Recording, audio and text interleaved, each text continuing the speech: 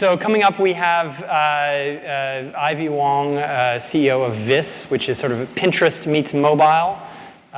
Great platform. And to interview her, the one, the only Jasper Donnett, who is determined that we are going to trend Occupy Matters with this with Occupy Central with this next session. So Jasper, over to you and Ivy to Occupy Hong Kong.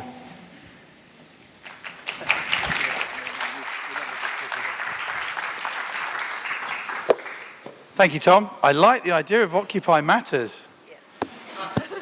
We can have kind of radicals from all over the world coming in and wearing face masks at our conferences and stuff. I don't know if anyone saw on Twitter just now, I just tweeted that I'm really nervous. And it takes a lot to make me really nervous.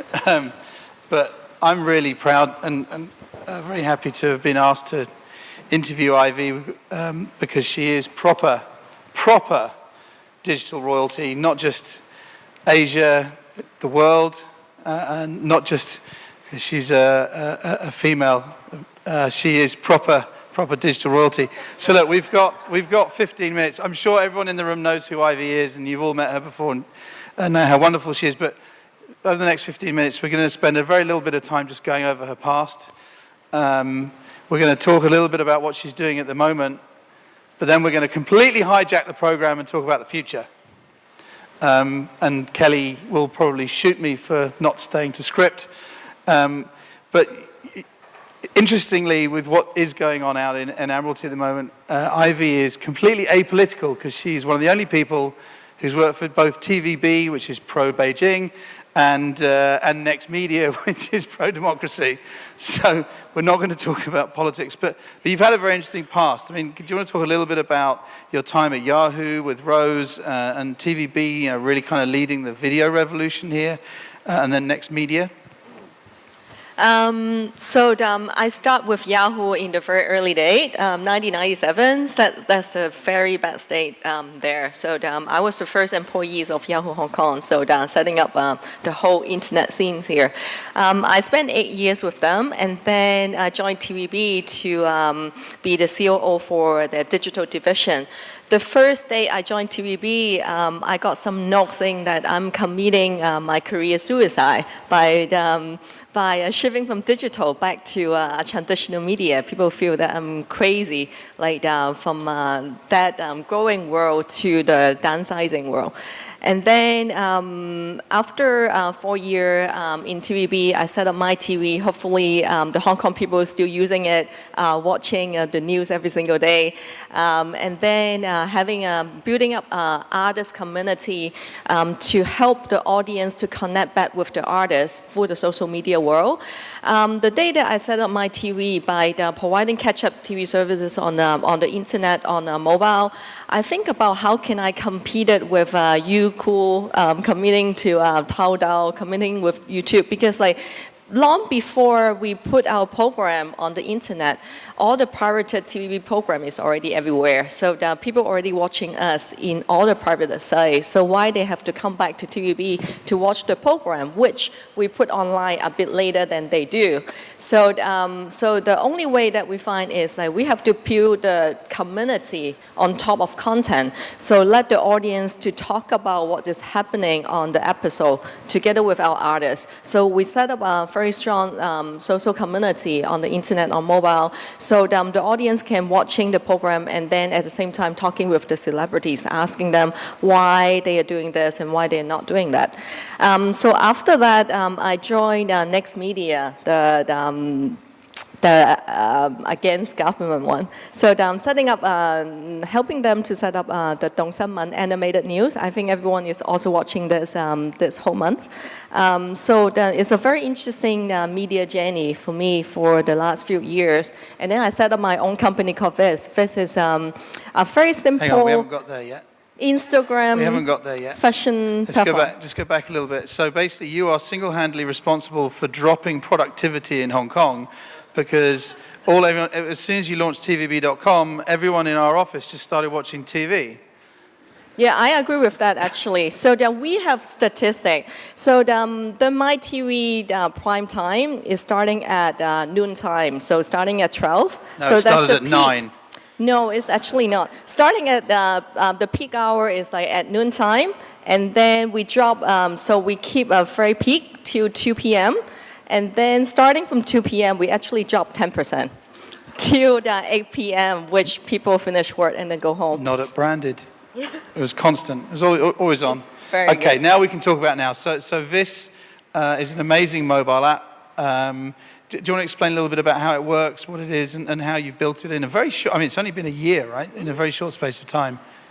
This is shoppable Instagram platform, so focusing on style and fashion. So very simple, like Viss means be visible. Everyone wants to be visible. So before people come to know you, so you attract people through your outlook, right? So like this morning, I think like people in the media world always dress in black and white. So I have to attract attention. I have to dress in pink. So that's why this is the first way I attract people's attention. So many people dress nice and then they post, they selfie. So that's a lot of free content on the social media world by just looking at how people wear. So that's free content better than fashion magazine because they are real people dressing nicely, not the model girls that you think like whether I can dress like her. So now on the other side, there's a group of people, they do emotional shopping, especially women. So when a couple walk in the street seeing a pretty girl, the guy only see, wow, this is a pretty girl. But the ladies always think about, oh, what's the brand of that handbag? What's the shoes? How can I get the jacket? How can I get the dress? So they already think about how can I get those.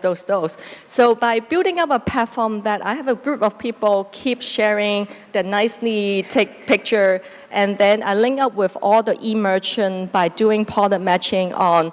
When you see the photo, I already match all the products of what she wear, and then you can just use one click to buy it. So it's a very simple social commerce platform that nobody is working on anything. You just share, and then you just buy, and then you just generate revenue on top of it.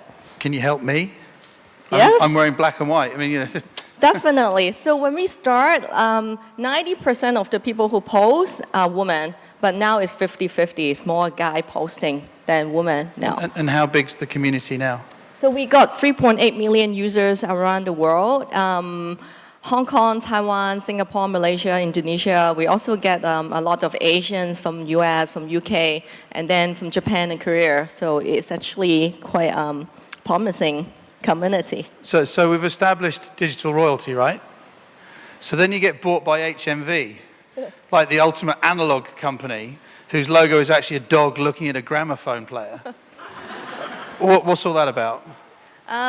This is another crazy move that people think. Like, as you asked me, like I used to selling digital content, but now I'm selling CD. So what seems very pathetic.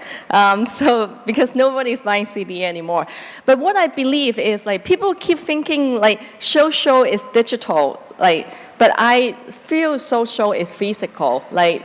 Social matters. People gather together. That's the quote. Social is physical. Yes, it's physical, the Twitter. connection. So I keep thinking like why people keep thinking that like social just happening on the digital world, but people want to have like physical touch. They want to group together. They want to talk. They want to share. So some people still want to possess the CD that they love the celebrities. May not be lighting their songs because not many Hong Kong artists still singing well. So you may want to have the CD and the merchandise and then keep it. So I feel that like having a physical store can group people together, just like the case studies that we learn O2O, like helping people to connect on the physical world, but then bring them to the connect people on the digital world and then bring them to the physical world, have a more engagement physically there in our shops. So we build it as an experience place. So we have a newly launched store in Central. So that we do a lot of entertainment there. So we are not really selling CD, but a music experience. There is actually quite a lot going on in the store, isn't there? Mm-hmm. Do you want to explain a little bit more about if someone went to HMV now, because you're kind of rebuilding a brand. Yeah, so we built a new brand called HMV Ideal. Ideal is like the ideal place for sharing music, experience, movie, entertainment, lifestyle. So we built a very big stage for celebrities' performance. We built an outdoor area for music and park for the indie bands to come there to perform. We have like movie sharing, movie preview, and then we also have a Viss corner there. Viss usually on digital, like people buy stuff on mobile. But then we also want people to touch on the material. We want people to understand more about the local designer. So we also have a physical corner at HMV, so people can go there to shop for local designer items, to meet with the local designer, share about the collection, and then we also have fashion show in HMV store. So there's a lot of happening that we want to like combine the digital world and physical world together to make sure that people can connect and engage in a much deeper way. So, Pan, Ed, is it possible to get the tweet wall up? I'm not sure if there's a... So you mentioned local a few times in that last statement. I know that local creativity is very, very important to you, and maybe we can talk a little bit about the future. You know, Ivy Wong always has a lot of fingers in a lot of different pies, right? So in the context of the future, in the context of what you're talking about with digital and social being physical, also with the fact that Hong Kong at the moment is going through some interesting times, and regardless of whether we're pro-social or not, pro-democracy or not, the business sentiment is down. Tourism is clearly down. Retail is being affected 40-50% down year on year, and it was down already. Students obviously are in an interesting place. What do you think Hong Kong needs to do in the context of everything we've just talked about? What do you think Hong Kong needs to do to bounce back? This is a very big and deep question. You have 3 minutes and 4 seconds to answer. What I feel like, I heard many people talk about they are being really proud seeing the younger kids to having the demonstration on the streets. For me, except being really proud of a Hong Konger, what I see for the last 2 weeks, I actually see creativity on the streets. So people keep thinking about the younger generation basically don't do anything, just like tweeting, just like sitting on the laptop using mobile, and then basically they don't do much. But the fact is, like, when I see how they write, when I see the songs, when I see the YouTube video that they create, everything is about creativity. So Hong Kong people used to be very creative. Like, looking back at 60, 70, all the movie that we produce affecting the whole Asia, also affecting the US. So, but now, like, we are kind of like doing this because we are too occupied by one TV station. So, so then why don't we... That's your fault. So why don't we build another TV station for the youngster that they can create everything? So they can use their creativity to create content, because I believe in media. So I'm all alone on the media side.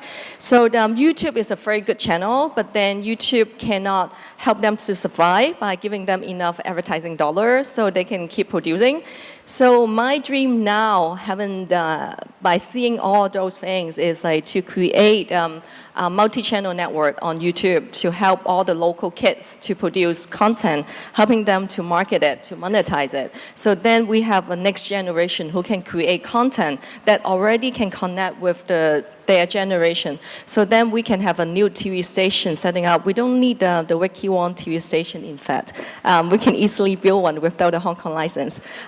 So we dream about this, and then we dream about having like all these young artists on the YouTube Fan Fest or the bigger Fan Fest coming next. So is this a dream or a reality? You know, like, I'm extremely complicated and extremely extreme, right? So I work for both sides all the time. So I can see the dream can realize next 2 months. So this is a scoop for Social Matters. Mm-hmm. The next step for Ivy Wong is big MCN, supporting local creators in Hong Kong. Yeah. That's fantastic. starting from here and then have to grow. So anyone interested to building this together for the younger generation, please let me know. I'm very excited. Yes, Me. Look, we're out of time. I wish we had a lot more time for this session, but it's been fantastic. It's been an honor for me to be able to talk to you. I know we're friends, but what I get out of this is, and these are shameless plugs, but digital does matter. Yes, definitely. Social definitely matters. Yes. Physical matters. Yes, But local matters most. definitely. That's about right. We agree. Please say thank you to the digital queen, Thank Ivy you. Wong. Thanks. Thank you.